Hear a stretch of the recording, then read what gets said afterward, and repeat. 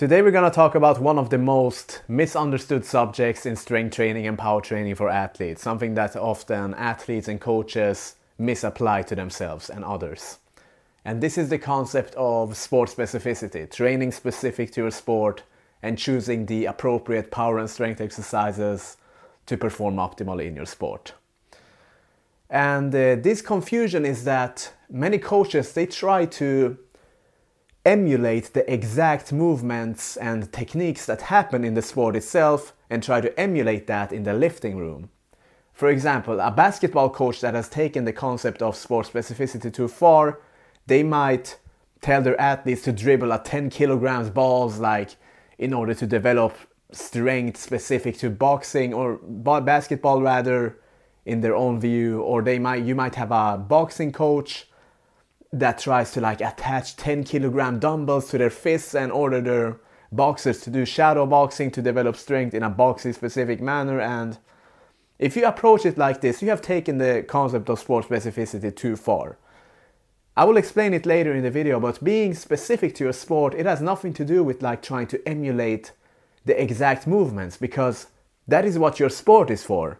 For a wrestler, nothing is as sport specific as wrestling. For a boxer, it's boxing. For a football player, it's football player. You are never going to emulate that effectively somewhere else, because if you try to emulate the movements of your sport in the lifting room, you're not really doing any good.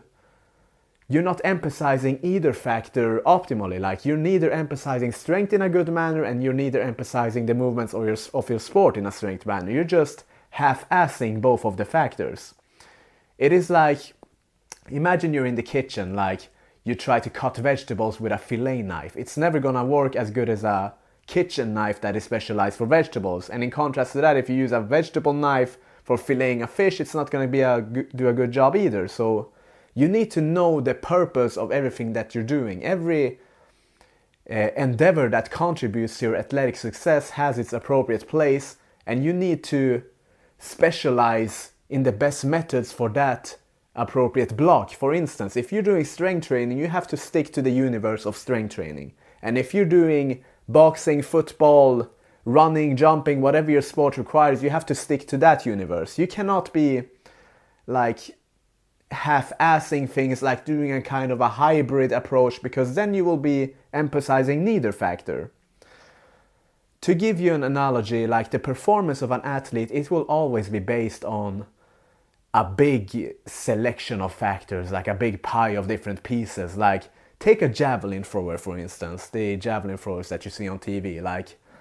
Their success is dependent on strength, it's dependent on speed, on power production, on inter and intramuscular coordination, on technique, all of those tiny pieces that make up the athlete. And they can all, by all means, be trained by throwing javelin alone. When you throw the javelin, you're utilizing speed, you're utilizing power, strength, you're utilizing muscular coordination. But it's not gonna be specialized in all of the blocks. It's gonna be evenly spread out, and perhaps the power block is gonna be emphasized the most because, throwing a javelin as far as you can, it requires central nervous system activation. You need to recruit a lot of motor units to throw this as far as possible, so you're gonna work on your speed and power predominantly. But what happens to the other blocks that also contribute to javelin throw performance, like strength or intramuscular coordination or whatever? Those things have to be specialized as well. And this is where the purpose of strength training comes in for the javelin, of course, javelin thrower. And this is to develop force production, which is one building block to javelin performance. And to develop force production in your total body, in all the parts of your body equally, you need to do it specially in a weight room, in the universe, in the rules of strength training. You cannot be half-assing things try to emulate javelin throwing in the lifting room, because you already do that in the javelin throwing sessions. So this is where strength training comes into the picture. Strength training is simply one block of success in your sport, if your sport requires strength, of course. And to be fair, it cannot be too far away from your sport either. It cannot be like too specific, because then you become this obsessed like basketball coach that I talked about earlier that tries to instruct his basketball players to like dribble 10-kilogram balls. You become that insane person, and you cannot be too far away either and not do anything that is even remotely similar to your sport. So there are a couple of guidelines, of course. The first guideline is that progressive overload must be possible. Like, what is strength to begin with? Strength is overcoming resistance. You need to progressively overcome heavier and heavier resistance to grow strong, of course.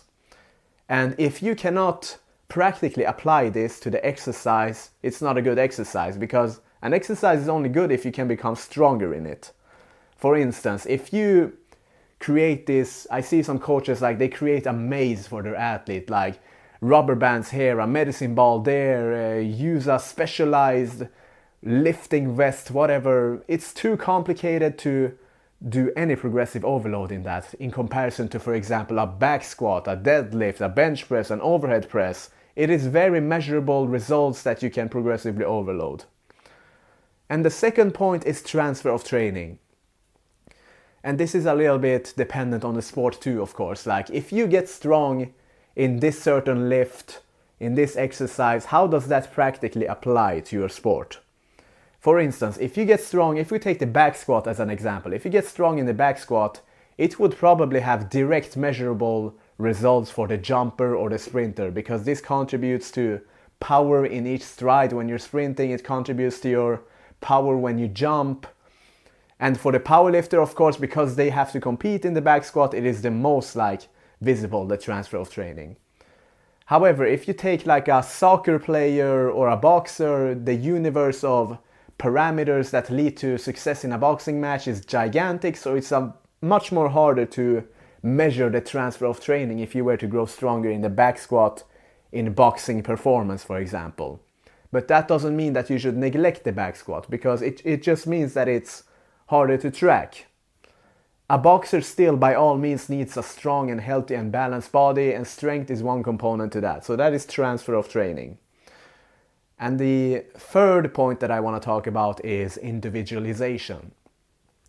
You see, if we take one category of lifts like a back squat, a deadlift, a bench press, there is millions of subcategories for that, like a squatting variation, a pressing variation, a deadlift variation. There is a lot of subcategories for that can suit a different athlete. Like if you're doing the back squat, or the squat variation rather, no one says that you should be performing the high bar back squat only, or the low bar, or the front squat. You should choose the variation that is appropriate to the experience and the anatomy of the athlete. And once they become more proficient, you can introduce a more complex variation perhaps. The deadlift, you have the sumo deadlift, you have the conventional deadlift, you have the trap bar deadlift. And each of those are not meant for like everybody. As I said, everyone has a different anatomies. For example, in the deadlift, if you take a lifter with long, lanky legs and you take a lifter with a very low center of mass and short and stocky legs, like their starting position on the deadlift is going to be dramatically different. So one athlete might be genetically, or rather anatomically, built for a different variation of the category of exercises within the pressing, the pulling, and the deadlifting variations. So you have to take the individual, their experience, their anatomical build-up, all of this into consideration.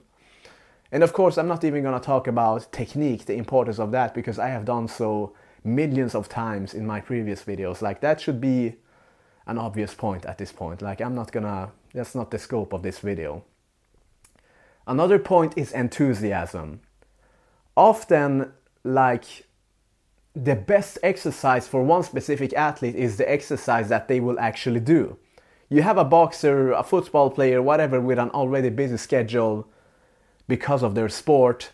Like, how are they gonna find enthusiasm to just throw another aspect of, like, which is strength training in this case? We're gonna do that too aside to your sport. And the trick to that is, like, choose the exercise category or the variation that they find fun, that they are enthusiastic about, because then they will do it voluntarily. If an athlete does an exercise voluntarily, if they have fun doing it, enthusiasm, this is a gigantic advantage, because they will exert more effort, and when they exert more effort, they will grow stronger. So enthusiasm is a very good point that I always keep in mind when I'm training my athletes. And this is why it's so hard to make the same program for every athlete, because everyone has individual differences. You can't be messing around with means and averages when you're training athletes. If I have a sack of stones here, the average weight of the stone might be 100 grams, but that's not going to change the fact that some stones might be 400 grams and some stones might be 50 grams. This is the analogy that I want to give you. Means and averages, it usually means nothing when you're training athletes. You're still going to find individual variations, and you have to take that into consideration. And the last point that I emphasize when I'm prescribing strength training and power training for my athlete is practicality. It needs to be practically applicable. If I'm training 10 athletes, I cannot be messing around with a bunch of complex variations and mazes and medicine balls and bands, things that are super complex. We keep it simple with the fundamentals that has always been working. And those fundamentals are this is the basic universal template that I'm going to give you that's going to work for any sport or any it is this. A pulling variation, horizontal and vertical, a deadlift variation, a squatting variation, and a pushing variation, horizontal and vertical. Those are the basic template, often regardless of the sport you play or practice. And then the things that actually get different are the specialized or accessory exercises that target the weakness of the athlete. For example, let's say we have an athlete that does the back squat, and they have reached a plateau. For one athlete, they might have underdeveloped hamstrings. For one athlete, they might have underdeveloped quadriceps. Then the purpose of these specialized exercises is to target those weak points that every individual athlete has that can make them break out of this plateau. Strength training, this is the rule of strength training for athletes, to develop strength in all possible ranges of motions and just maintain a strong and healthy body. That's it. Then when you play your sport, all of those benefits are going to aid you in the sport itself. You will develop force production, when you will develop power production. All of those things will make the sport, when you practice your sport itself, it will become sport specific. You are already strong, and when you practice your sport, it will be merged into your sport, your movements. So the basic template, dedicate one day to a deadlift variation and then do accessory exercises that are related to the singular muscle groups involved in a deadlift. Then dedicate a squatting variation, whether that is a back squat or front squat, and then and then after that perform the accessory exercises that are specific to the muscles involved in the squat. And the same for the bench press. And spread those out evenly, the horizontal pulling, the vertical pulling, all of that, spread them out evenly, and you have what 99% of the coaches are including in their so-called online athletic elite programs, whatever you want to call them. This is the basic template that they're all following.